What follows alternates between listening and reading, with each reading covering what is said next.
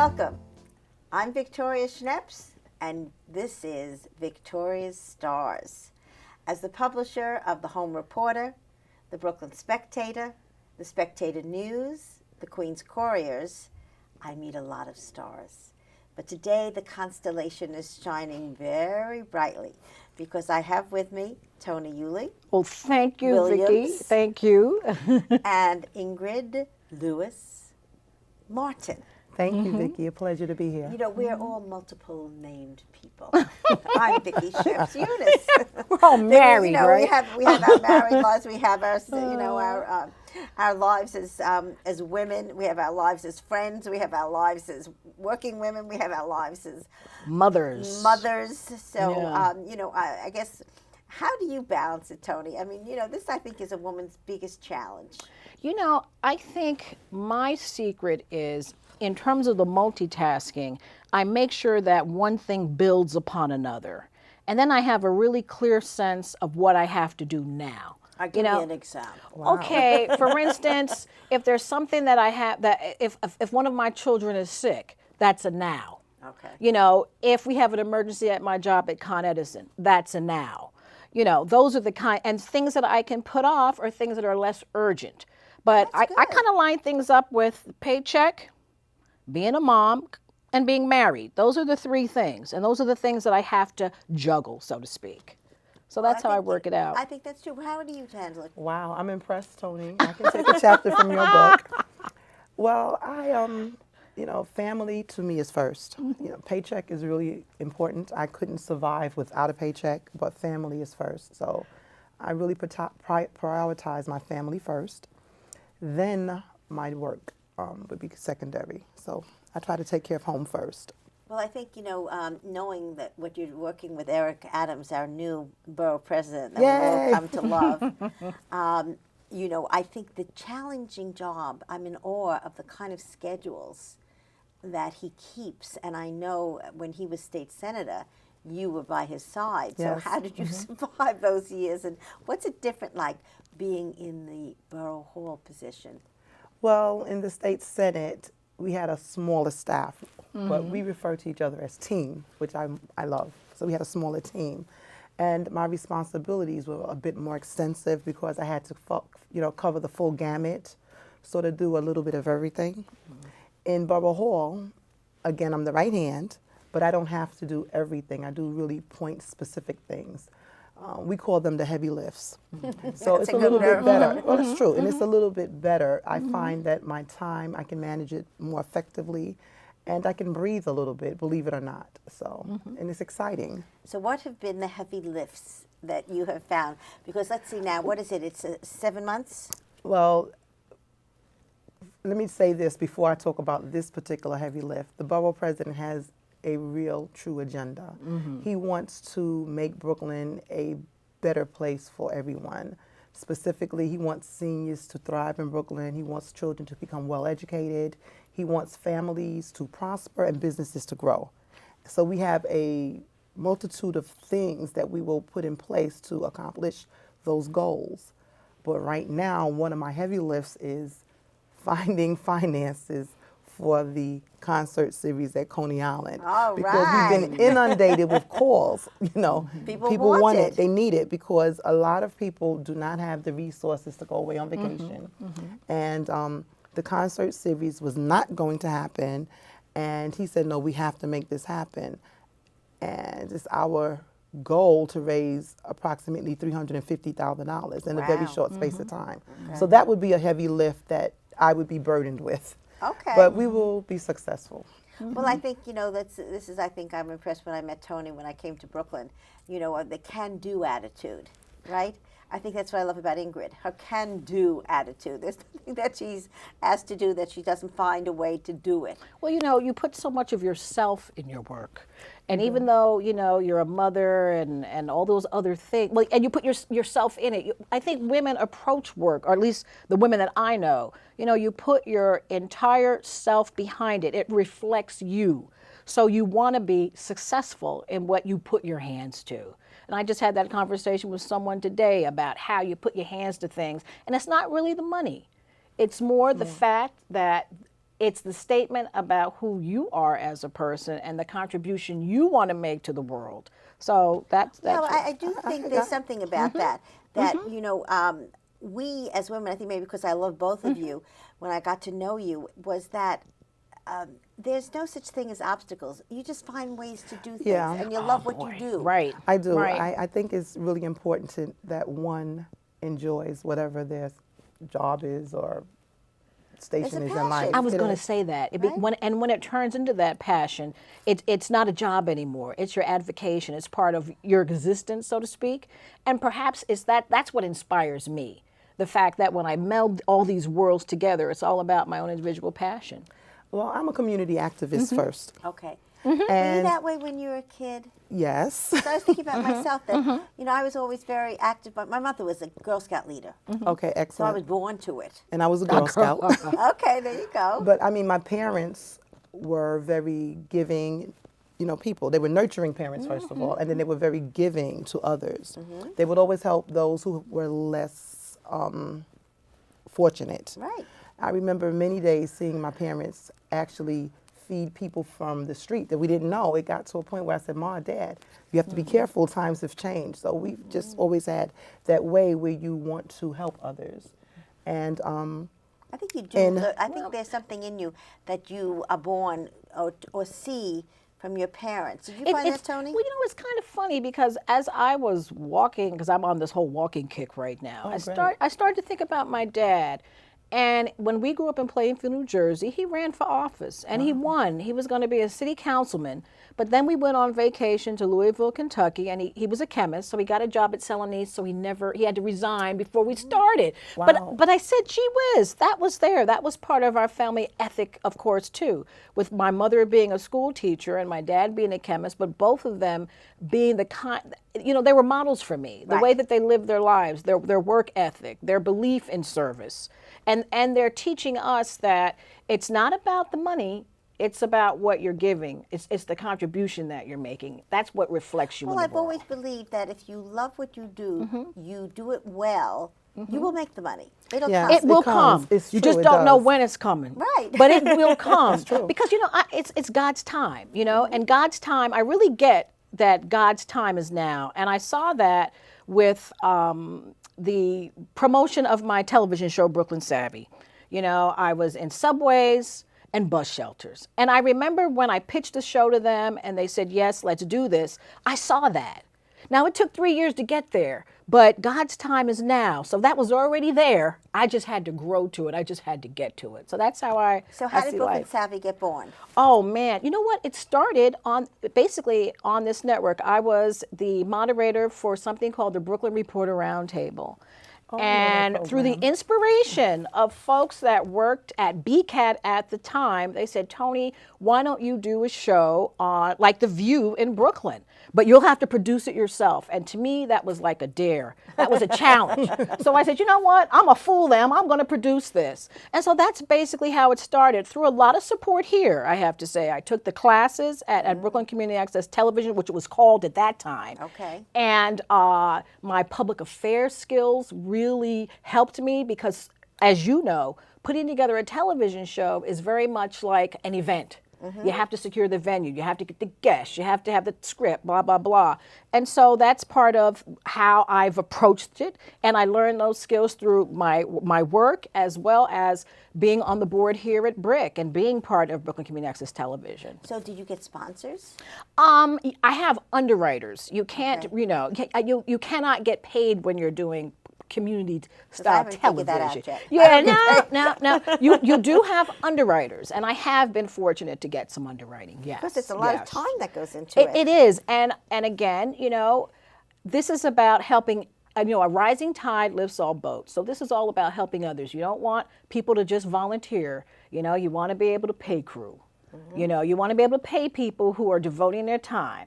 You know, not the talent so much because they're getting their payback because they're on the right there show. on the show and they're Yes. being seen and being able to contribute that way. But people behind the camera, especially women, I like to support. That's right. Well, women power, women power. Ingrid, when you have, you know, moved, I think of the massive job it was moving from a state senate situation where you had, as you said, a limited staff to, I don't know how many people are at Borough Hall. We have about 64 people. So you went from what, 4 to 64? No, we had about maybe 7 to 8 people on staff. Right. And they were a wonderful team, and I miss you guys. If you're watching, I miss you. I love you. We keep in touch, of course. I mean, it's like an extension of family. So Some of them, I assume, lived up in Albany, right? Or was it? yes, we had team members who reside in Albany, of course, Yeah. and I miss them as well. But it's been wonderful. So, I mean, into the thing of managing all those people. Well, I am the second in line at Borough Hall, and I don't have to manage the team. So we can go to We her. have several. We have several Go-to different. Yeah, we have several different managers who manage units. There is a chief of staff, but she manages a division. Then we have the deputy borough president. She manages a division, and we have some other managers in place as well, and they all manage divisions. So it's a little different than the traditional borough hall. Oh, But okay. it's a lively place, and we have a lot of new initiatives which the borough president will roll out. I don't want to steal any of his thunder. Can I ask you just a question? When you walk the streets of Brooklyn, especially down here, and you see all this growth, what comes to you all's minds? What do you want? Because everywhere you look, there is a gaping hole in the ground. So what is Things it are that, growing. Ah, Not in a right? bad way, guys. No, it's not a gaping no, it's hole in a bad fabulous. way. Right. It means development's going on. Well, smart development is excellent. We need development in some very specific ways. Senior housing, affordable housing, Absolutely, right. transitional housing, things to that effect. Business growth, those are all important. So we have to find ways of bringing back our best and our finest by providing good affordable housing. And when we say affordable housing, we mean a real You mean real affordable housing not- plan right. that's restructured so that even if someone makes $100,000, all of their money shouldn't go to rent. So we have to look at things from a different perspective, and we're excited about that. Smart development in terms of manufacturing. We can do some partnership with other countries that may be willing to come in to Wait the a inner second. I'm cities. very excited about Eric having gone to China and that Yay. in Sunset Park, you are going to build an archway. Yes. Is that going to really happen? I was so excited We about that. anticipate that it will happen. We Isn't will that force terrific? Did through. you hear about that? No, what archway? Yes. No, I did not. Oh. We have a sister city Right. with China, and the government in China has been gracious enough, benevolent enough to donate an arch, and they want it to be in Brooklyn. We have a very high Chinese population in Sunset, Sunset Park. Park. I And it's believe growing. It's growing. I think it's bigger than That's right. Chinatown, if I remember correctly. Yes, it is, and we're I think- excited right. about it. So. No, I think it's when you go to San Francisco, when you go, we have an archway in Sunnyside in Queens, and there's something so stunning and regal about that. And when I read that, we had a story in the Home Reporter and the Brooklyn Spectator about Eric's plan to build a gateway into the Chinese community. I said, oh, what a great tourist attraction that could be, and lifting the community as well. And our Chinese brothers in Brooklyn are excited about it. They did a rally a few weeks ago. It was massive. So. Well, I think these are kinds of unique initiatives. It's about diversity too, bringing under his mantle of one Brooklyn. That's it. One Brooklyn. So right. Well, I think that I was with Raldo Rivera today, and he was talking about the Raldo. problems with public housing and the fact that public housing has become a scandal unto itself. And thinking that why shouldn't it be revisited and made into co-ops that even at a small amount, the people start owning their apartments. That's and not a make it- new idea either. Okay. Yeah, right. And so that when Giving you owners a own stake. something, you have a stake in that housing that you would not permit if you owned it, the light to be out in the elevator. You would be vocal and have a board to make sure that doesn't happen. And I thought that was as you said, it may have been an idea, but maybe with all this attention now, this is a time. And sometimes you feel like it's the time for things to happen, because we do have a lot of public housing even in that Brownsville area, right? Well, I don't East New know. York. I could not speak to that because I don't really know the economic that it would entail in It's order for it's very many people who complex, live yeah. in the Very public complex, housing, yeah. to do something like that. Creative. I don't know. I think one of the things that Eric's doing is doing some creative solutions, some He new is, ideas. But you know what I think would be good, and I think, we talked about this, is the land mass on some of the public housing where the city wanted to sell it to private developers. I remember And I that, think right. they have done that under the Bloomberg administration. I believe that some of that was already done. I think maybe the city could revisit using the land mass to develop another tier of affordable housing for people who are in the public housing and are being downsized. I like the mixed use though, where Well, you have mixed all use- income groups. I don't like the idea first of you gotta people fix being the housing. segregated. People being segregated by income. I like mixing it up. But public housing allows for individuals with higher incomes to live there. I didn't know You just that. have to But pay your rent according to your Income? your income, and you do have some professionals. right. You do have some professionals who live in public housing, and if one remembers the reason why public housing was developed, it was for upward mobility. So to live in a public housing development, I don't think is necessarily to segregate people. I think it's to give people an advantage. I just think that the people who live there need a little more opportunity. And I'm speaking of it more from mixing things up so that you have middle income people, you have low income people, you have high income people all living together. That's kind of what I'm speaking of. That's what I'm talking about. That would be awesome. And we think that the land mass that's there, the city could develop some new tier of housing on the development rather than have it sold to private developers. That would the private development is scary. Right, Yes. that would fall right into what you're saying. Absolutely, because right. It would allow for some grandparents. Again, I'm going back to that because that's the thing. Grandparents who don't have a place to stay with their kids to live there. It would allow for someone who is coming home from college, who's looking for a place to live there. It would help the seniors who are being displaced currently. They have to move out of their 3 and 4 bedroom apartments into 1 bedroom apartments. They could then move into that tier of housing. So if the city wanted to develop some more housing on the public grounds, that might be an opportunity to do something like that. The gentrification does get a little scary, because what happens is, houses now, in areas where they weren't going for over $1 million are now going for over $1 million. And then the taxes go up with them. So it's one of these situations where if you were to sell your house, you'd have to move because or you wouldn't really make money over it because you'd have to just buy the same thing still in New York City for the same amount. So it's a vicious cycle at this point right now. Well, I think housing is also the beginning of someone's self-regard. From a home, I always think of family. It's how you build your net worth. And build your net worth and also build your values. Because when you are in a situation where other people are bringing you down, where that's another, problem that we face. Tony, what's been some of the biggest challenges in your job as Con Edison?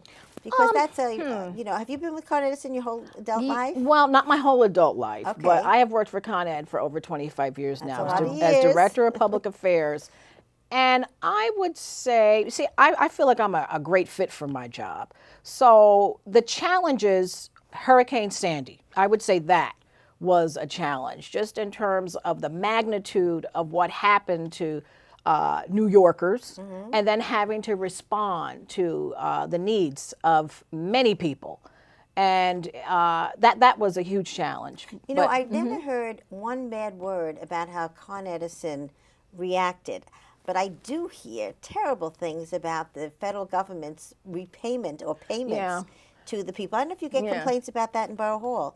Are you hearing anything in there? We've heard some complaints, yes, and I believe in about maybe 2 or 3 weeks we're meeting with some of our partners in government in Coney Island to discuss, just that. I think overall Con Edison did a tremendous job. We were of course out there were there. complaints, but overall Con Edison did a tremendous job with the community as well as with their partners in government. They kept us fully informed. and they did, the best that they could do. Yeah. But then other challenges are just when we have to do work on the street, just getting the community to buy into the fact that we have to reinforce our system to make it better for New Yorkers. We have to keep up with the demand. Well, listen, we're very angry in Queens because they closed down the number 7 line every weekend, and they affected our Long Island City flea market. They affected our Astoria market because people couldn't come on the subway. So, I mean, I think sometimes the MTA, I was wondering what they think of, but I think Con Edison's been much more sensitive than some of the other, if you call them TA. We'll take it. We'll take it. No, but they have. Well, we want to get, first of all, especially here in Brooklyn and also all the boroughs, we're involved in all the community boards. We go to all 18 district service cabinet meetings. We go to Borough Hall's cabinet meetings. We keep ourselves entrenched in the borough. So that gives us the eyes and ears that we need to be able to try to get ahead of some of the issues that are out there.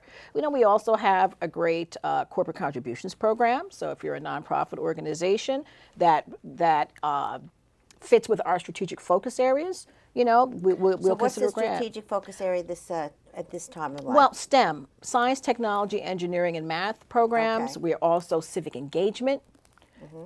And also, too, education. Civic engagement, that's where we're going to get them for the concerts. Yes. We would love to have you guys as a partner. But education is also is a big area for us. Environmental stewardship and conservation. That's also another area that we're very, very strong about. Well, I think, being good partners has been a big part of, I think, the popularity and the kind of, what do you feel, being the involved, love. being involved, and a lot of that too comes from serving on nonprofit boards. As I said, I'm a board member of BRIC. I'm also on the Brooklyn Public Library Board. Now, nothing gets more mom and apple pie than the Brooklyn Public Library.